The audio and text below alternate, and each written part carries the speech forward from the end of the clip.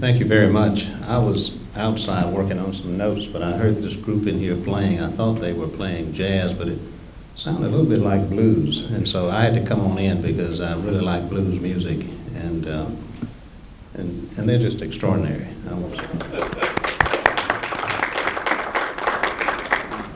So I'm delighted that you're here, and I want to thank a number of people and units, the Department of English, Modern Languages, Mass Communication, and the T. Marshall Jones series. We've had a number of people to travel a lot of distances to impart their knowledge to our students. And this occasion is significant. It's not only significant to Albany State University, and one of the things I enjoy most about our campus is that we bring a lot of things to Albany, Georgia, and Southwest Georgia. So it's not just Albany State. And this poetic form of expression is something that we need to engage deeply and fully, and we've done that for a long period of time. So I really do applaud the people who bring this sort of sensitivity and excellence and quality to our region, not just to Albany State University. The other thing I think that happens, and one of the things I really enjoy seeing our students grow and develop, is for them to master public speaking, to master the ability to be very confident in groups, because they can't get through life without speaking. They can't get through life without being very secure in what they do. And so this helps us tremendously in that effort. Last year we had the privilege of having Amir Baraka, and he gave an inspirational message of hope to this group. And he challenged our students to be more socially, politically engaged, to be plugged into our community. I cannot imagine a time in American history where that is more necessary. There were times when laws were codified, customs, practices were very exclusionary. There's nothing apparent to a lot of people now. But there's some tough issues in our community right now that our students need to be thoughtful, smart, engaged, and politically connected to make a difference. So I want them to begin to think about this as we have these festivals. And Gandhi once said, "Be the change that you want to see in the world." Amir Baraka was that change. He was that kind of human being who did that. Maya Angelou, who passed away, personified the words of Gandhi. My wife, who's a graduate of Wake Forest University, took a course from Maya Angelou, and she says that she went to Wake Forest just with that in mind. And Maya Angelou encouraged her to study in West Africa. And also, when her parents were reluctant, she called her parents and said, this is something she must do. So people like this woman, Baraka, and those that we have here impact the lives of students for a period of time that's never ending. So I want to really thank you for what you do. This is something very special to our students, our participants, our faculty, and our staff. I want to congratulate the committee for making this possible. This is an event that is very successful, and we have brought the literary world to Albany State University, so I'm anxious for us to participate fully, and to strengthen what we do for the fabric of this campus. If there's one thing I desire for our campus, is to have such events where we bring the range of things to students who are becoming. They're becoming from age 18 to 22, and they're undergraduate, and they're looking for a way to find their place in life in this nation, and indeed in this world. These are the kinds of things that give them the sort of inspiration and the sort of guidance that they need. So thank you for what you do, and welcome.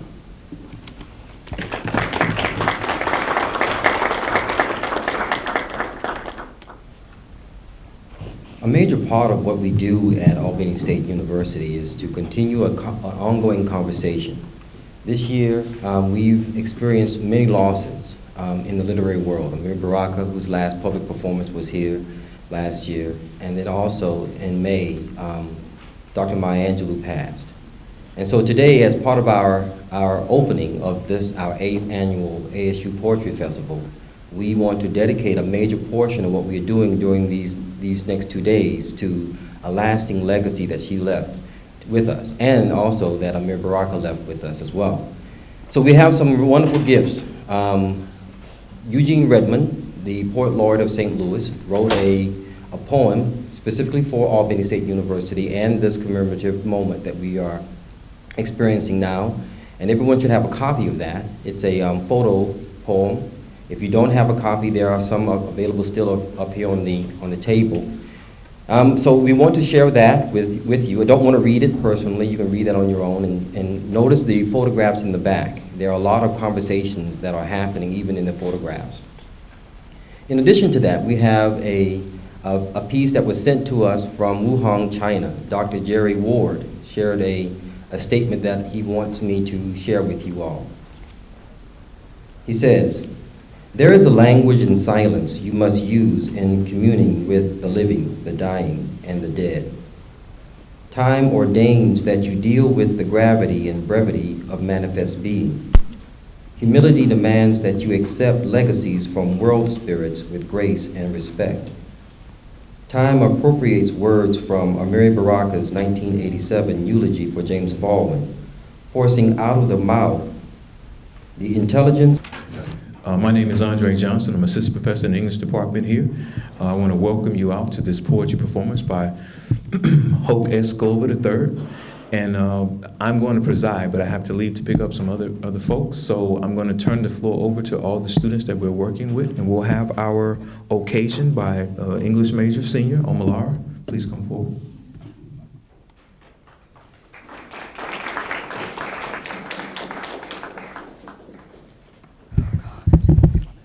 In the introduction to End the Life, Joseph Bean writes that there are many reasons for Black invisibility. Hard words come to mind: power, racism, conspiracy, oppression, and privilege, each deserving of a full-fledged discussion in history books yet unwritten. This morning, we gather here to challenge the prevailing silences surrounding the lives of many African-American men and women. Today, we examine the swirling vortex of the African-American identity, culture, and personal and spiritual awakenings, which articulate some of the primary issues that African-Americans have faced. When our relationships with our families and communities are examined, we realize that we cannot afford to be disconnected from them. Our manufacture and acceptance of dysfunctional roles of caricature, silence, and illusion are merely perceived methods of survival forced upon the Black community. This critical dilemma causes some of us to engage in dishonest relationships with ourselves. However, as we strive to overcome these impositions, we come to know that our strength does not emanate from the force of our fist, rather it radiates from the depths of our heart, so that when our relationships with our families and communities are examined, we realize that we cannot afford to be disconnected from them. We realize that through love and forgiveness, we learn the nature of survival. As we search for evidence of things not seen and the evidence of being that contradicts pervasive invisibility, we transcend those forces that hinder us. We are honored today to have among us one individual whose art offers lessons of survival and transcendence that are models for us all.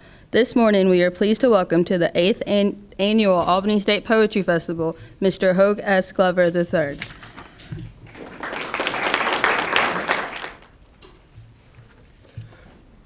The theme for this year's Poetry Festival speaks to the relational nature of poetry, that in order to have a great understanding and appreciation for the art, in all of its vast and complex forms, we must cultivate the relationships between past and present literary generations. By revisiting and carefully examining these relationships, we become acutely aware of the importance of its connectivity, that poetry reflects ongoing dialogues with social and political issues, as well as various forms of artistic expression. Today we have with us a poet whose voice reflects his understanding of the relational nature of poetry, and his seamless infusion of music, specifically jazz, into his art demonstrates a commitment to exploring poetry in all of its vast and interesting complexity. "I am a jazz fanatic," states Hoke Glover. "Though I have written some about jazz, much of my approach to rhythm, line, and form is influenced by jazz. I am fascinated by the structure of the music. It is also why I love to perform with musicians. The text is one world, but jazz is another. The range of performance with jazz allows for a different type of expression." Hoke Glover, aka Brother Yao, is a poet, teacher, and the former owner of Caribou Books. Throughout his career, he has performed extensively with musicians. In 2013 and 2014, he performed at the DC Jazz Festival with a group of musicians. He has recorded with Sonny Sumter, a local DC jazz musician, and a group called Black Notes, who used traditional African drumming, Senegalese and Mali style. For 6 years, he performed with dancer Reggie Glass, where he incorporated a variety of approaches in the fusion of poetry and dance. Much of his work explores issues of inheritance and family, which he sees as a door to a larger world, a way of looking at parents as archetypes for the framework of his craft. Additionally, his work explores the problems of literacy in the U.S. Over the last 20 years, he has focused much of his work on promoting reading and history in the Prince George's County area and the African American community.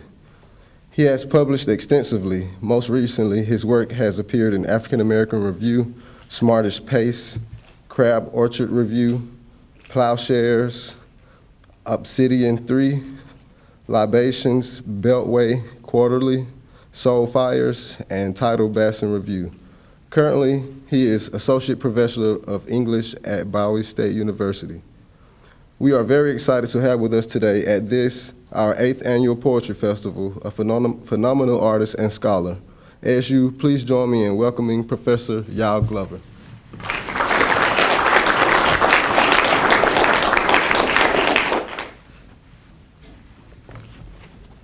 Hey, thank you very much.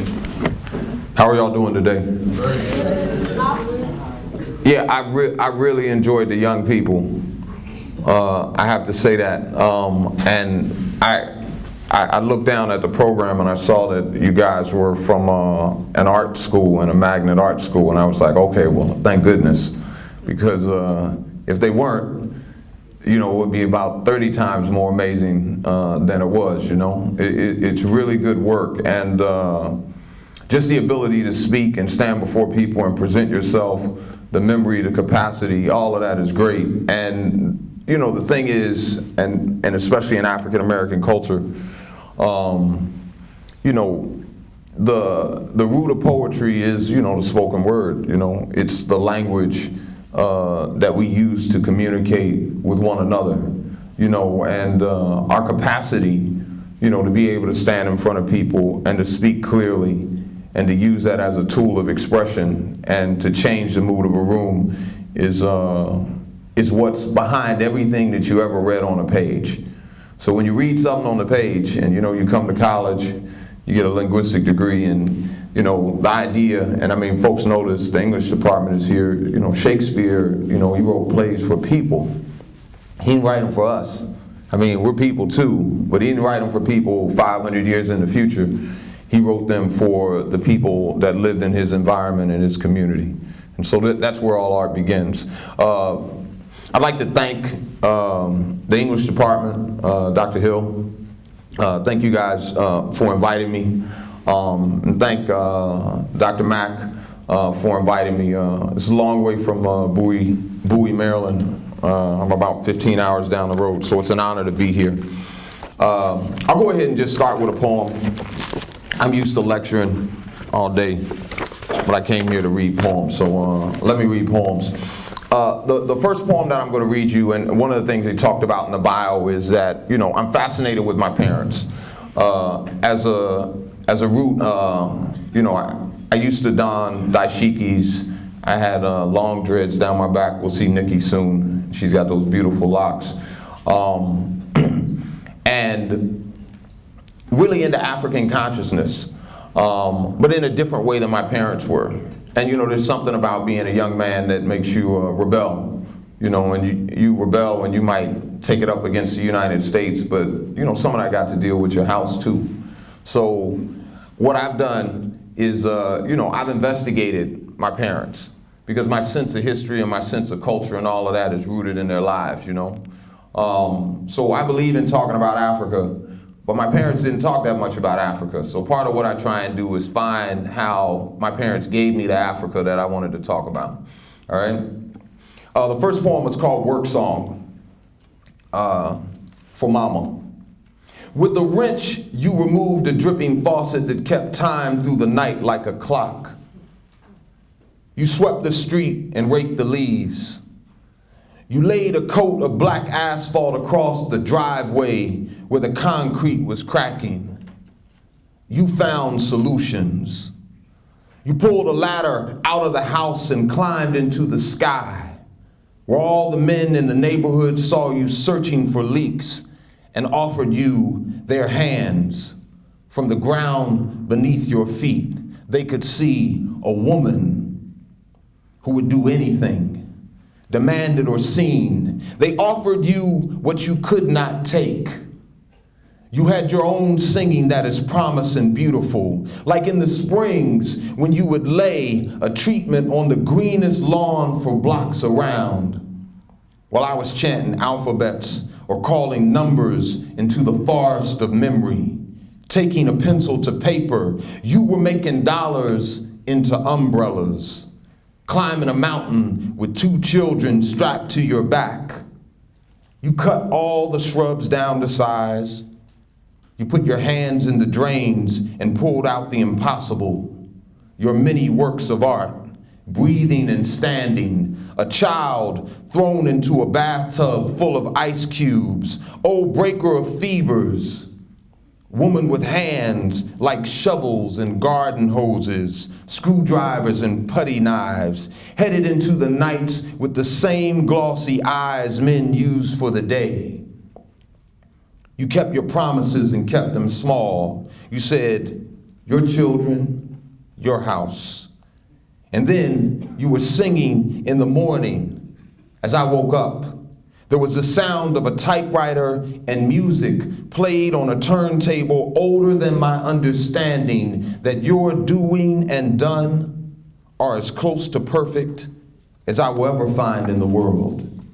How beautiful you are, like those old and scratched records in the morning playing just below your voice. In another world, that'd be a single mama poem, right? But yeah, I'm raised by my mama. But my parents got along in the way that adults know how to. And I've been married for 23 years. And again, like I was talking about, as a child, you take your issues. As an adult, you can respect it. If you want to judge your parents, wait until you get to be their age and have children the same age as you. Because right now, I think they might have done a little bit better than me. I'm humbled by it, But that's the way of the world, that's God, that ain't even me, God made it that way. This is called Going South River for my father. Was it Christmas, Thanksgiving, death, sickness, pushing my father out of the bed at 3 a.m. and down the road? His black coffee and music deep in the hips of the house. Chicken wrapped in foil, you gotta get up, hustle. The children are boated into the car. My mother's singing tired from her body. My father dreaming his mother's face through grease smoke. We stopped, started, and are gone. Are we there yet?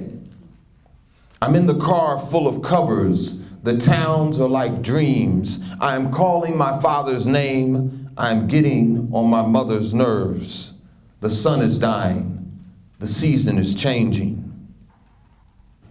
One morning you were in New York, and the next evening, Orange Snake River up to your ankles, bouncing rocks across the water with your cousins. The sun falls into a cotton field.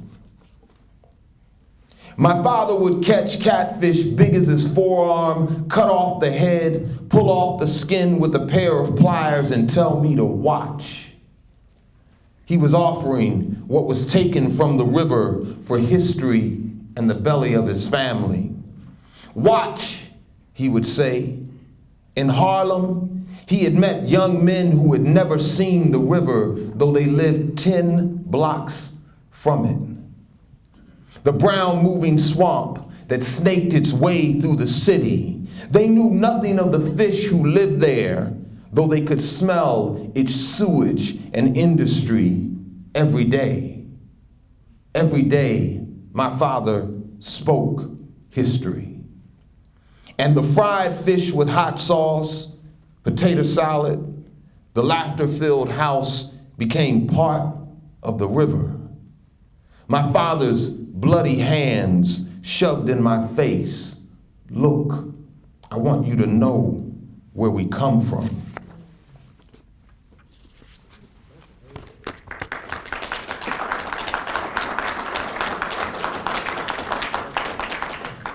Hey, and thank you. This next poem is called A Blues for Detroit. You know, one of the things we should think about is a bankrupt city, you know, that's primarily an African-American city. You know, DC used to be an African-American city. It's never going bankrupt. The whole country will go bankrupt before DC does, because everybody sends their tax dollars there, right? Which is why so many black people are there. But black people went to Detroit to get jobs. And, you know, they mined it out and played the industry wrong. And Toyota knows how to do it. And they bankrupt the whole city. It's a fascinating thing. I mean, you just have to mentally think about it, you know? I mean, for me to go bankrupt, and I've been bankrupt with my business, all right, that's just y'all. But Detroit, you got to think about it. So this is a blues for Detroit. And it goes, it's got two things that go with it. There's a song called Detroit on an album by a jazz musician, Kenny Garrett, recently published, which is inspiration for this. And then Amiri Baraka, who you guys saw down here in Albany just before he passed, he has a line in one of his poems that says, "All your cities are dying." If you travel to the northern part of the US, one of the things that you'll notice is that, I mean, it's like it's been vacated. You know, the industry that created that part of the country has just gone somewhere else. And you can see it in the buildings. You know, there's no gentrification up there. They're not rebuilding it. It is like wearing down, disappearing. So all your cities are dying, Amiri Baraka, Blues for Detroit. When a man sings his breath on the edge of a cold lake near a dying city, he also dreams forgotten history, an empty milk bottle, and trains full of men dazed with possibility, arriving to test themselves against rocks weighing more than a man, melting and burning, lathered with impurities in the cold winter. North. When the men come in heavy leather cloth or find their worn gloves stuck together, they remember rising in November's morning sunshine, the cotton in their blood. Out of an earth so cold, they ask, where is spring? It is underneath those men with ideas whose only sweat was in the pit of their arms. They soiled their suits in secret. No one could see. Destiny, whose exhaust clogs the empty, abandoned buildings. It breaks the windows. It spits trash into the street like a child just learning cool or a sick man who cannot move without coughing. How could you do this to me? I have my knit cap and my weathered boots to keep my feet warm. How could you do this to me? How could you lie? Lie about steel.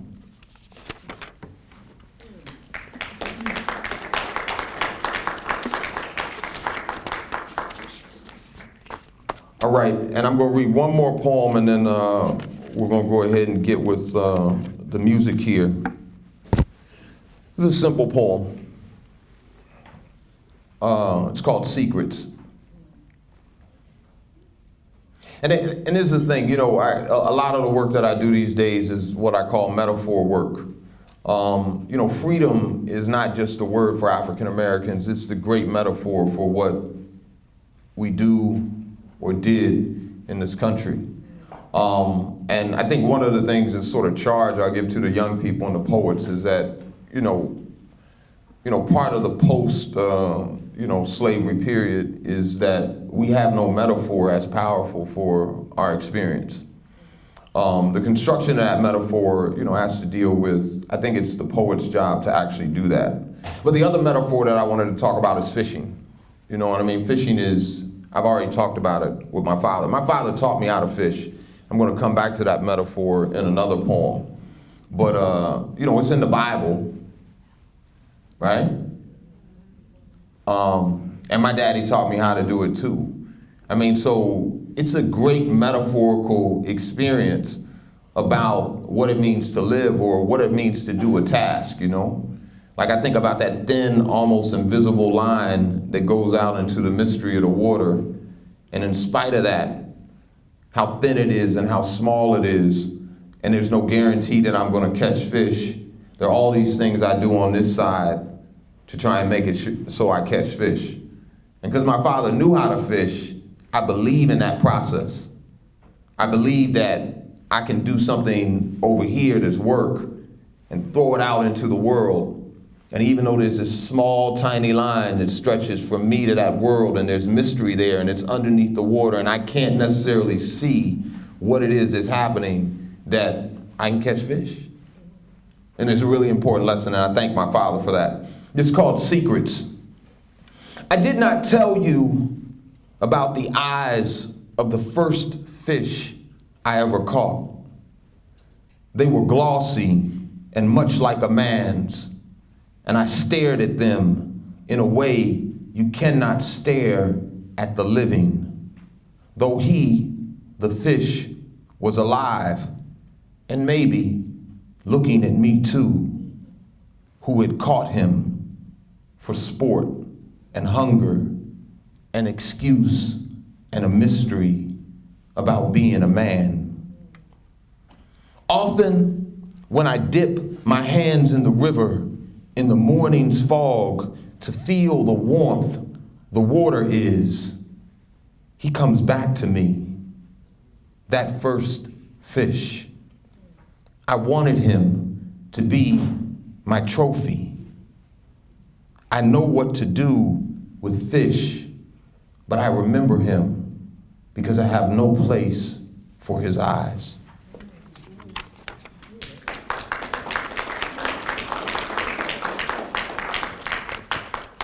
Okay, and we'll go ahead and we'll do speaker.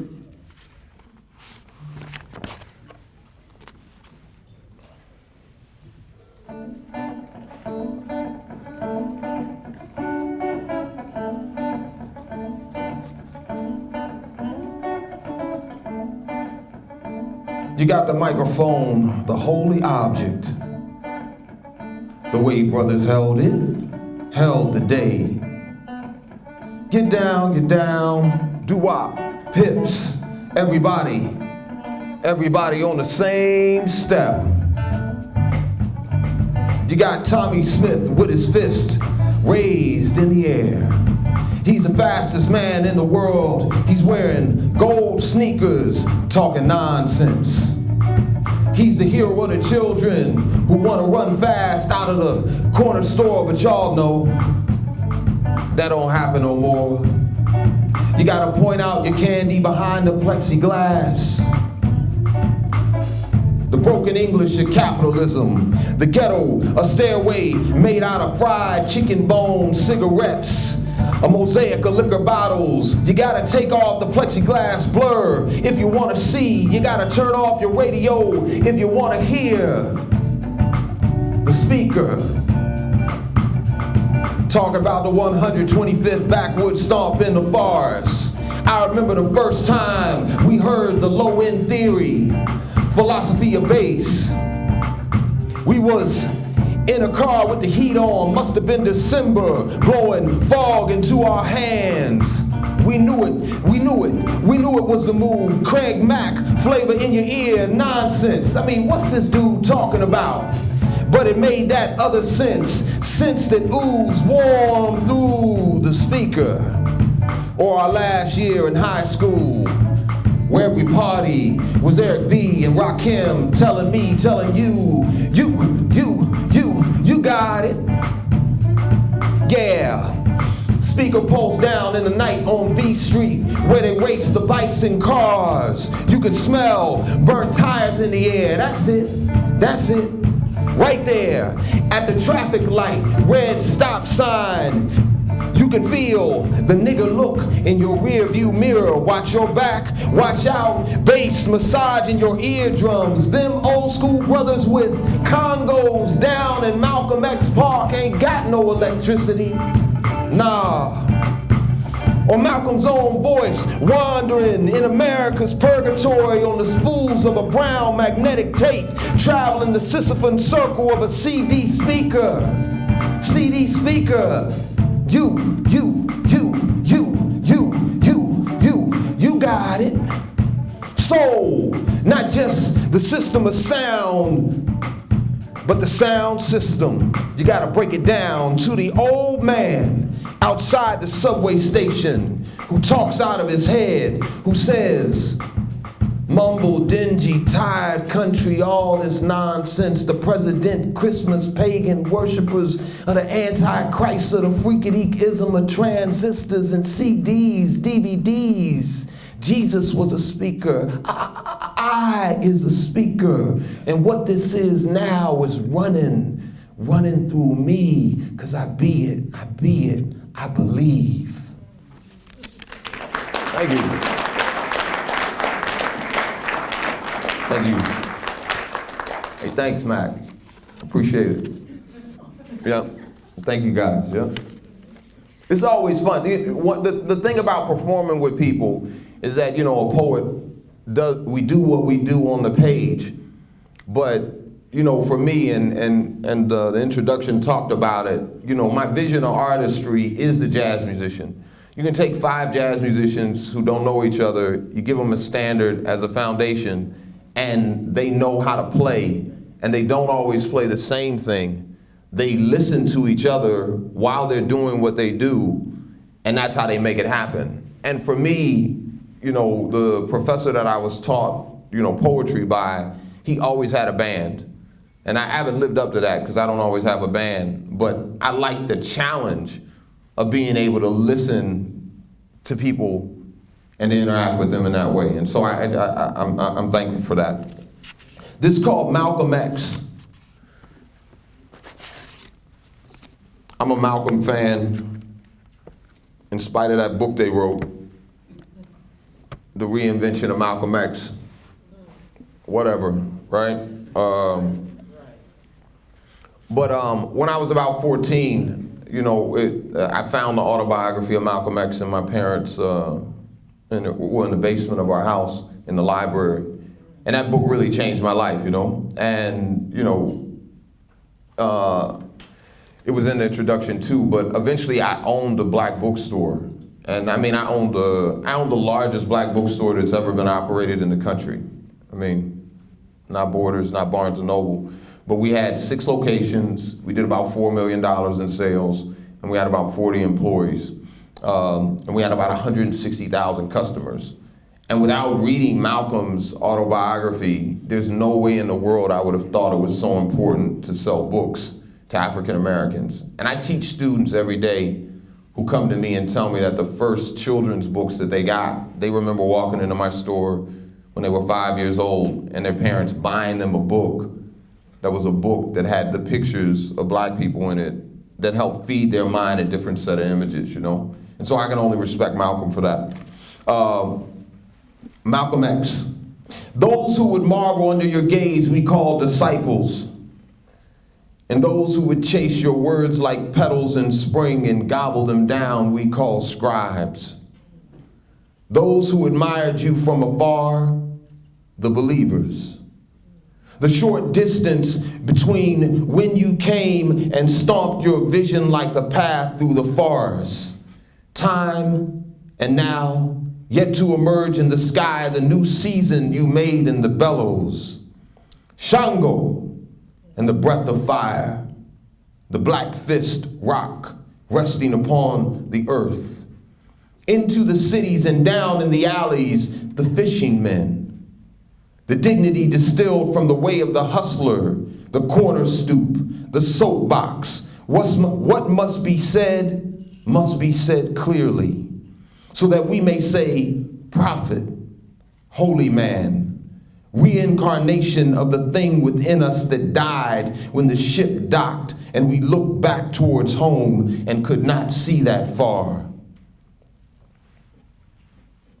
When we first realized that what we love is out of our control, like our jobs, our sense of duty, a spinning clock, our children, our purpose, a gun pointed to the sky, you said aim, fire, defend, shoot, kill within us the thing that is puppet, that is token, that is scared and lonely. Look around the world and find those who had ships and prisons built around them.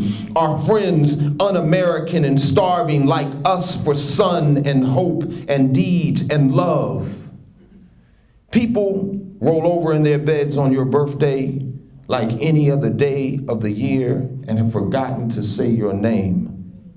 On a clear day when the sun is shining, the people take their dreams to the park, swing their children into the sky where your heart is. A woman stares down into the eyes of a baby and sings a song. People sit around a table and share food, laugh and break happiness into 1,000 pieces. One of them, like that picture of you smiling. Add that to your fire and the image of you with a gun staring out a window, and it is complete, finished, like the end of church service. Let the final prayers make their way into this place and make this place heaven. This is what it means to remember you and call your name or listen to your words, beat down the voice of those you defeated with skill and truth and amen and inshallah and peace and assalamu alaikum.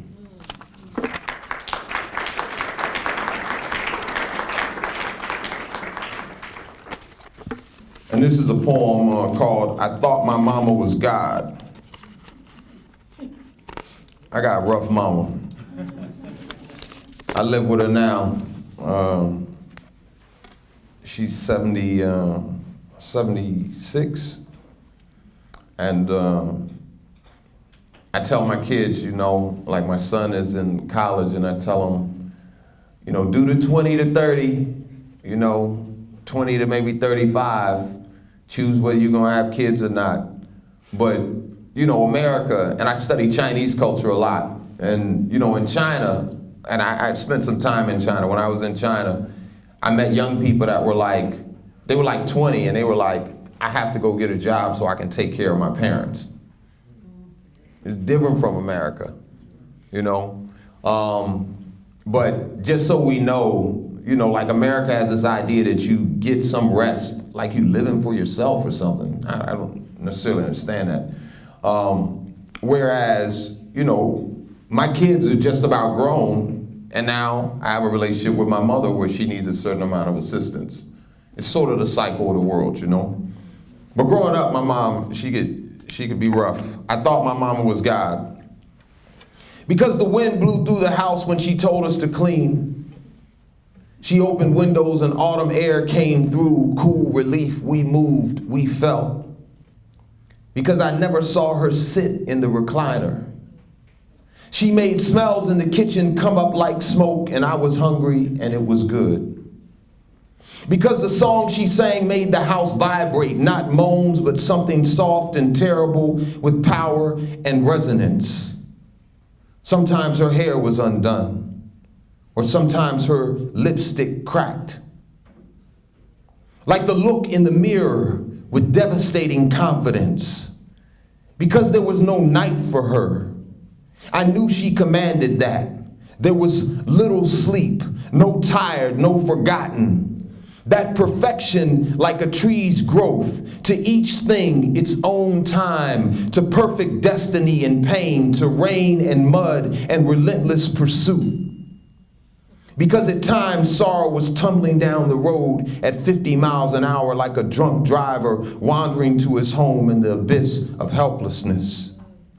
Because the white flowers of magnolia are her favorites, and there never was a tired with weight or significance to make her back sag in the morning.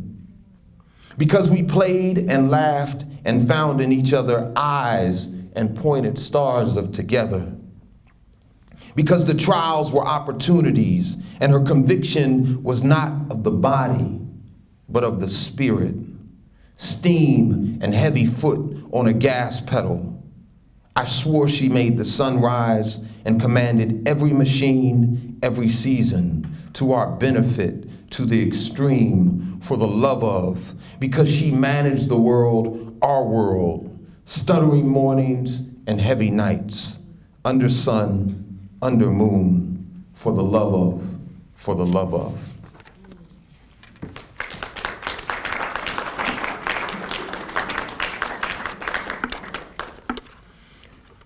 All right, I'm gonna read two more poems and then I'll finish out with the Levy's piece.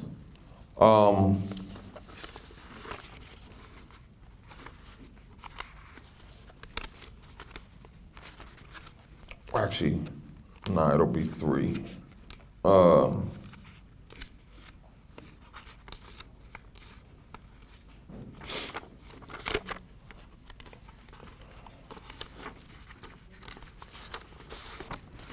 This is a piece that actually recently got published. So, you know, my theme has been my parents. This is called Banned Books. And again, it works with the fishing metaphor again. Banned books. In Africa, when an old man dies, it's a library burning. You guys ever heard that quote before? In an oral tradition society that doesn't rely on the literary world, you know, when the elders pass, you know, it's like knowledge disappearing. And it's a quote by a guy named Hampate Ba, but I'm sure that's a proverb from Africa. And then the other one, because I talked about this fishing metaphor, I said I would come back to it. Give a man a fish and he eats for a day. Teach a man to fish and feed him for a lifetime. Banned books. Fall into the lake's mist this September. Cool the air over and under a silver line. It's attached to a weight and a hook. It's into the water. It finds the bottom. I want you to rest there a minute. Not far from here, my father on the edge, above the plane of the work, looking down and looking out. On a bank where earth shows its guts, roots of trees, and the deep, dark tone of what lies underneath. He's singing silence. Fake worms, lures, hands arching to fingertips, threading, twisting, moving in early light. Did he know the November he died, his tackle box, his denim overalls, the spray can catfish bait, the smell of dried spam, rotting, preserved, the shriveled worm pasted to a rusted hook? Did he understand the great metaphors when he taught me art of watching water, of pulling out the tangles in a line, of singing want with its subtle distinctions? When he taught me waiting, he did not wait. He did not teach. Sometimes he was a messy man with dirt caked into the ovals of his nails, blood and guts smeared across his waist, cigarettes dangling out of his mouth, smoke rising, killing and dying, raising his voice without patience. It was a tone I took as hate. Then I was afraid, the ghost of his eyes, thunder and impatience over tiny things, watching a rod, a line bending, throwing rocks into the water, not paying attention. Did my father know of the burned Egyptian libraries? I mean, did he know himself as the sages prescribe?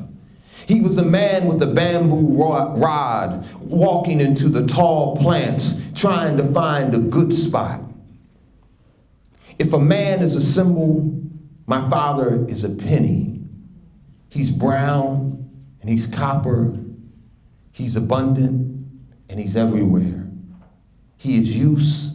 Sometimes he's used. Sometimes he's useless. Did he know that writing is not moment? Dusk is not really black. Human is not flesh. That we are all really impossible. We just believe in less. I banned my father's books in grief. My God, I've forgotten those mornings like nights, those nights like mornings.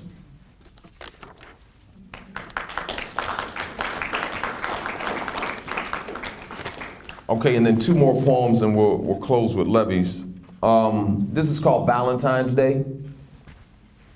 And you know, my cousins, I was talking to Dr. Hill, he knows somebody in my family. My cousins always joan on me. They say, because I went to school with white folks, that's why I'm so black, right? Because my parents sent me to, you know, private schools, you know? And you find that happens, right? That some of the people that, but you know, I was a different generation. That the generation of, you know, and you know, when I rebelled against my parents, I'm putting my biography in here, but when I rebelled against my parents and I learned about civil rights, I was like, your parents would have never sent you to an all-white school in the South. You know, that joke took a while before people would do that, because whatever the line was, the idea of leadership, to trust people that really don't like you with your children is a flawed concept. You know, and that's part of what integration did. And my parents, because they moved north, the assumption was that that was only the South. And then I would be coming home saying, nah, you know, whatever it is that's happening here, you know, and that's why I studied African American history. That's why I've studied my parents, because for me, I couldn't understand how they could send me to a place where the people that were in charge of me were, I mean, they didn't even know themselves. And they couldn't help themselves. You know, some of the stuff they did. So, you know, that's part of the story of my life. But this is about my crush on a little white girl when I was young. Y'all ready for that? Y'all deal with that? Everybody all quiet, you know? Act like that don't happen. Huh? I'm a long way from home, right? Valentine's Day. There's no such thing as a white girl. Race, that brick made by men, built no temples. We know the world was never white. We know it's a construct, an idea, a sticky substance on rat traps like glue. Once my mother put them out, and the hairs were stuck to it. A rat is an animal we are not supposed to feel sorry for, but I did.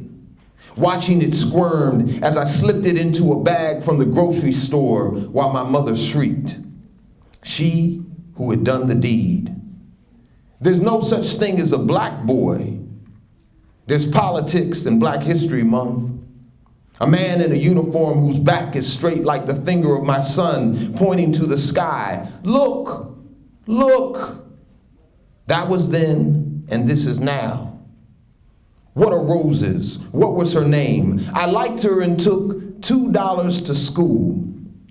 Licked 25 envelopes shut. Be mine forever. The heart's candy, dusty chalk. My daddy brought my mama a large red encased plastic heart, the size of it. Each candy was a mystery.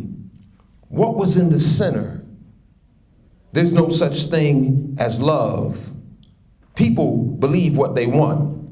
I know better now. Race is an idea, but a man possessed with it converts it to instinct.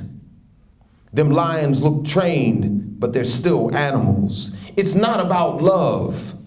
And did she love me or love me not? It was Daisy Duke and Farrah Fawcett on TV.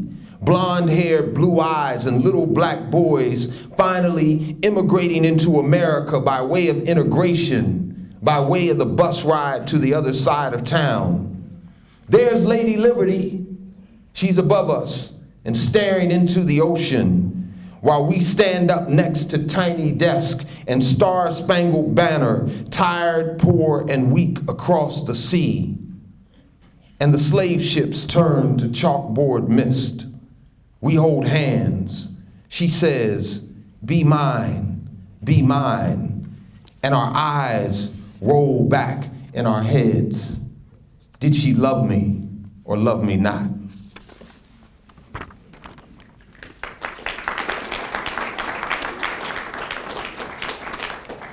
Okay, and the last poem before levees is a poem called Law. So this has been a reading in honor of my parents mostly. I'll talk to my mom later on this evening. This is called Law. Growing up, there were always two laws. My mother, the greater, the greatest, who made enemies if necessary out of the trash man or the paper boy. Sometimes she was a queen without her court, and details, commands so precise, you could not follow if you were not one of her students. If you did not know her nobility, you might think she was crazy in her house dress, standing in the driveway, shutting down football games, or calling the police, or the government, the inspector, all of them. My mother, a great law made in heaven, not by God himself, but one of his angels. She was handed down to earth through a rope in the sky, and then she was shipped to Nashville by airmail. And she was given as a gift on her birthday to my grandmother by the Orishas themselves, who were disguised as vagabonds, door-to-door merchants like Elijah Muhammad and Daddy Grace before they became men with wings and symbols. And there was a second law, which came from heaven too, a white heaven, like all heavens, I suppose, with angels, wings white, large and frightening, and white sheets like laundry day, blowing in the wind, even the tiles in the place white. And of course, the people, southern and white, with talk and gentility and a surface kindness and hospitality which would make you think there never was a South or a slave or hatred. And they had great talks of God, who fed men with a few fish, who made man and woman, who blessed America with Christianity and Ronald Reagan, and gave birth to tiny heavens all across America, where they followed the gospel like strange black men in white neighborhoods. This was 1975, and people were angry and running, or slowing down from running, or trying to figure out why people were running. And the world was glass then, as the world is glass now. But then people walked with that glass like it was their mother's crystal, like she had told them, you better be careful and you better not break it. Like I said, there were two great laws, the greater my mother and the lesser made of missionaries and Bibles and hellfire. And with these two laws, there were two tongues, one the lesser and one the greater, and two musics, and two beauties, and two clothes, and two friends, two of everything you can imagine, simple and big as an ark, where we walk towards the ship's belly to roar in the darkness, to find ourselves and be saved.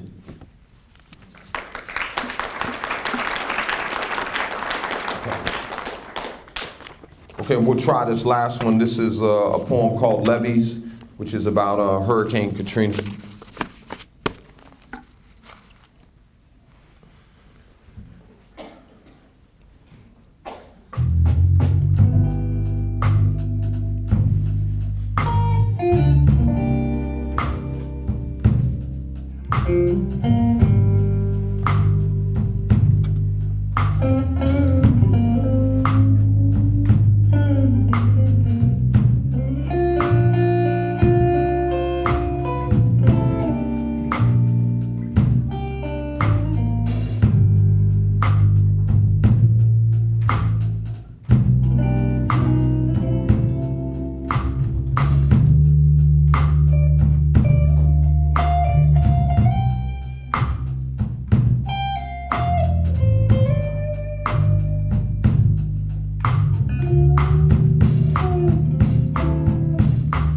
Said I'm standing on the top floor while the waters run through the front door. And I got this angry woman, she just looting my house. She got 100-mile-an-hour winds, and she cheesing with a big old grin. She just staring down on me with a big old mouth. But every time she spit, it rained for days. Every house and every tree sway, and the city cry. Y'all know the city cry. Hurricane Katrina. They say she broke the levee down in the 9th Ward, but I don't know if that's true. That could be some white folks hoodoo. That could be the KKK driving around in a Ford, looking for folks who loot, looking for folks they wanted to shoot. Anyway, like way back in the day, the old school way. I mean, who knows the difference between their noose and the truth? Or the newscasters going on and on and on and on and on about refugees, chaos, and me. Even though New Orleans is nothing but an empty city. New Orleans, that place where we keep our heads down, don't make no sound unless it's a trumpet raised high to the sky, brass mouth like a funnel, so when it rained like this, it tunnels straight down our throats. Noah had an ark, and I ain't even got a boat or water or food. But I'm the one they say's up to no good. They got lootin' captioned right under me, and nigga tattooed on my back, teaching the whole world that even in disaster, black means to attack. Said I'm standing, y'all know where I'm standing, standing on the top floor while the waters just roll on down through the front door. And y'all know what I got? I got this angry woman. She's looting my house. She got 100-mile-an-hour winds and a big old mouth. And every time she spit, it rained for days. And every house and every tree sway and the city cry. Y'all know the city cry.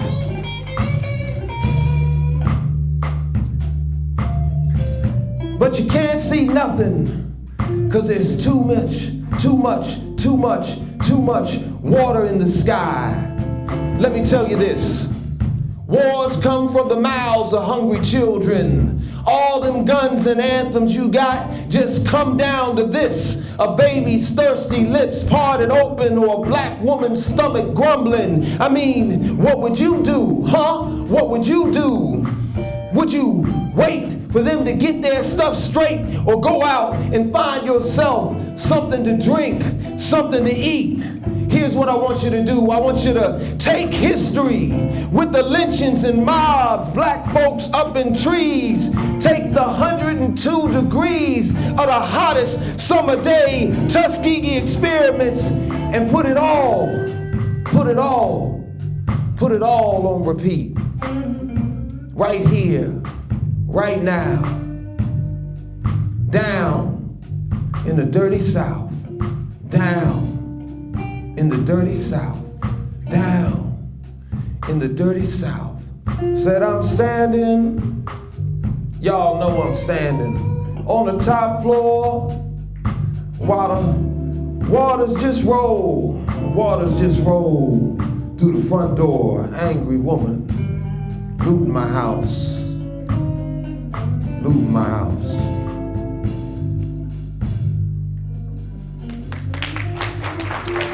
Hey, thank you guys so much. I enjoyed it. Thank you guys so much. And special thanks to you guys. Appreciate it.